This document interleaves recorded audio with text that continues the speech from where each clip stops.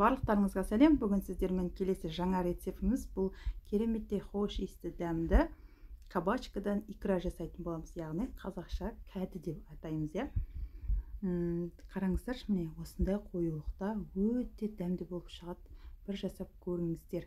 Ол үшін бізге 9% уксус, сосын кабачкаларымыз, сосын 2 ас қасықта шекер, 2 ас қасықта томат пастасы, сосын пияз, жарты килограмм сәбіз, 200 грамм сұйық май қажет болады. Ең алдымен біз қазір пияз бен сәбізді тураудан бастаймыз. Сұйық майды құйып қоямыз ыдысымызға. Оны қатты қыздырып, пияз бен сәбізді қуырудың қажеті жоқ. Біз бұны бұқтырып, жай отта пісіретін боламыз. Қазір пиязды, сәбізді турап аламыз.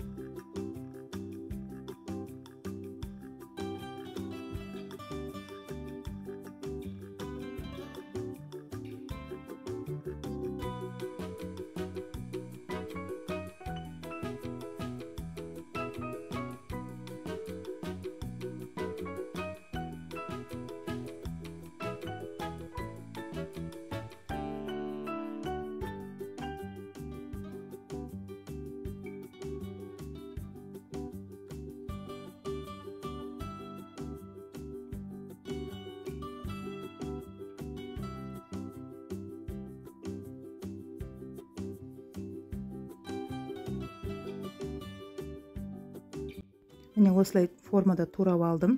Енді астын жай орташа отқа қойып, бетін жауып пісіретін боламыз. Енді осы аралықта біз уақытты экономдау үшін мына нелерімізді, кабачка, яғни кәділерімізді тазалап шығамыз. Егер мынандай үлкен кабачка болатын болса, міне арасындағы осындай нелерін, дәндерін алып тастаңыздар. Егер шағын болатын болса, ол алу міндеттейміз. Көріңіздер ме, міне үлкен-үлкен дәндері шығады арасынан, соны осылай кесіп алып тастау керек. Енді осыларды турап аламыз. Қазір ешқандай тұз, ештеңе қоспаймыз. Тұзды ең соңында қосатын боламыз. Міне көріңіздер ме? Осылай орташа отта пісіріңіздер. Арасында осылай араластырып тұруды ұмытып кетпеңіздер. Сосын мінекей менде осылай бір үлкен немен, кабачкамен 2 осындай орташа үлкендікте 2 кабачка қолдандым. Сонымен қанша көлемде шыққан қазір соңында көресіздер. Менде қазір 2 килограмм кабачка мінекей турап алдым. Енді осыған қазір 2 стакан су құятын боламыз.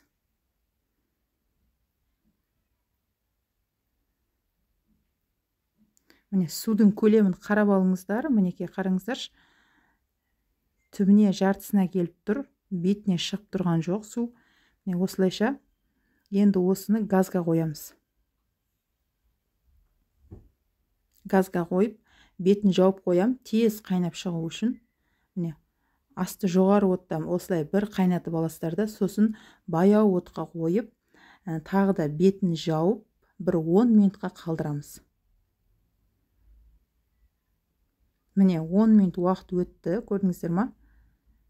Осылай қайнап су шығады, қараңыздар, су уже бетіне шығып қалған. Енді осыны суынан ажыратып аламыз. Міне осындай шалғының көмегімен суынан жақсылап ажыратып алыңыздар басқа ыдысқа.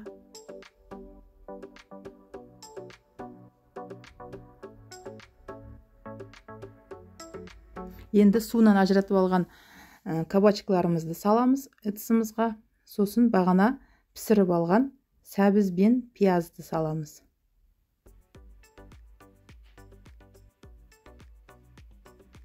осы үшеуін жақсылап араластырып, қазір енді бетін жауып тағы да 10 минутқа пісіріп алатын боламыз. Барлығы жарты сағаттың ішінде кабачка икра дайын болатын болады. Асын баяу отқа қойыңыздар да, міне 10 минут уақыт өтті. 10 минуттан кейін осылай ашып, жақсылап араластырып, енді томатты қосатын боламыз. Мінекей, 4 ас қасықта менде қолдың томаты.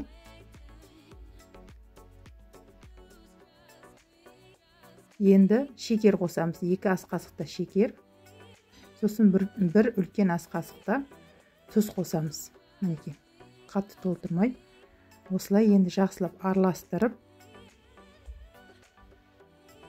тағы да бұны асын баяу отқа қойып, бетін жауып, тағы да 10 минутқа пісіріп аламыз. Қатты көп араластырған жоқпын, қазір блендермен езген кезде өзі араласатын болады. Бетін жауып 10 минутқа қалдырдық. 10 минут уақыт өтті. Қараңыздар, 10 минуттан кейін осылай барлығы жақсылап езіліп пісіп дайын болып тұрады. Енді осыны газдың астына өшіреміз да, блендермен езіп аламыз. Жақсылап.